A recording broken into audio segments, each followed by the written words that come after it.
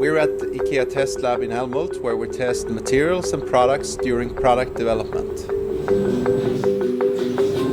We test, for instance, mattresses for mechanical safety and durability. A complete test for a mattress can take up to 2 to 3 weeks.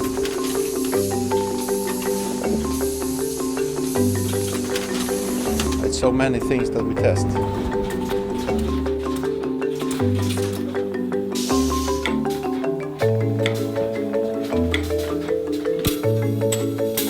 We also test our kitchen drawers.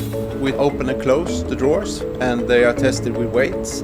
The number of cycles depends on what type of drawer it is, but it can be from 20,000 cycles up to several 100,000 cycles.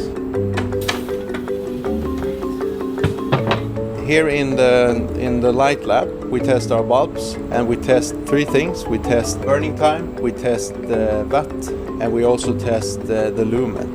A complete test here can take more than 1 year, because we test for the burning time that is stated on the package. So it can be 10,000 hours, 25,000 hours, or even more. My name is Mattias Andersson, and I'm working as the manager here for IKEA Test Lab.